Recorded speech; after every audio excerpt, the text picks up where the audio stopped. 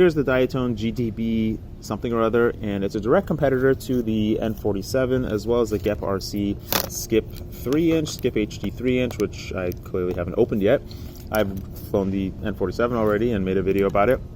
And so this one, let's quick go over the rundown of the quad. You may recognize the frame from the Diatone Cube project that I worked on with Diatone. And I mean, I've worked with all these companies, GEP RC, Nameless RC, and Diatone, and they're all very good at what they do. However, none of them are very good at taking feedback.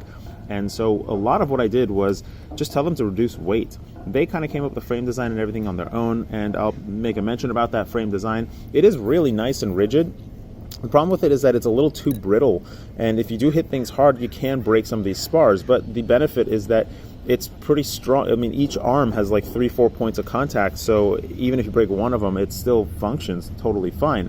Thankfully, with this, they went with all steel screws in the stacks all the way up through the whole stack, so that's really nice. They also went with a all-in-one board with this, which is interesting, a toothpick class board, or sorry, not a toothpick class board, a whoop class board, and it's not the more recent toothpick style boards, which is what I designed for some of these companies, that all the solder points are on the edges of the boards. I said solder like some of these English guys that review things. It's funny.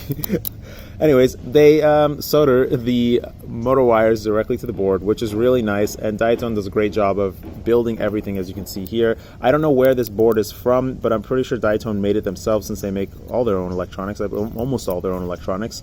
The VTX on here, I think, is 200 milliwatt. It is also a Diatone VTX on here. It does not say on it what it is, but the signal was pretty good. And the camera on here is the RunCam Nano Split, which I definitely like a lot more than the Split or the Caddx Baby Turtle, because it does have a much better lens on it. You can see the lens sticks out a little bit further. It also weighs a little bit more. It weighs about 2 grams more than the Baby Turtle, which is a little bit of an issue, but we'll get to that in a minute. The motors on here are 1103, the Mamba motors in 8500 kV. Mamba motors, these little micro motors, just tend to be higher power than most other motors in the micro class category, which is really interesting, but it also is nice. So I'm going to get into the flight performance of this thing now. So the all-up weight of this with a 450 milliamp 2S battery, it does not run well on a 300 milliamp 2S battery, is 90 grams. And that's a far bit above 72, 73 grams. And it is also 9 grams more than the N47. And so it performs like it's 9 grams heavier than the N47.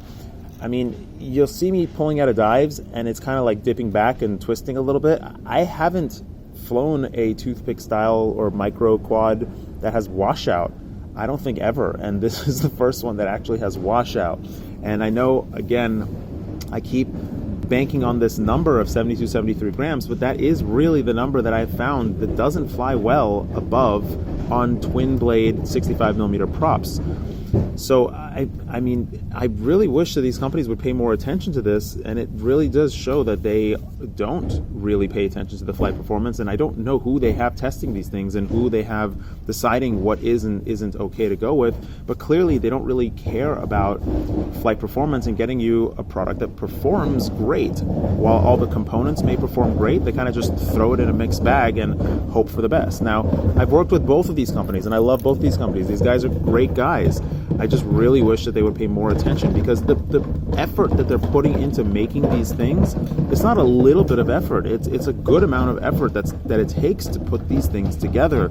And it really hurts me to see such wasted development and wasted parts and wasted everything. It really would be nice if they made an effort to really improve things and move forward rather than just make the same thing over and over and over. So these are two quads that are essentially very similar, neither one of which, I mean, again, these guys are great guys. I love these guys, and I'm so sorry to say this, but neither one of which that I would actually recommend.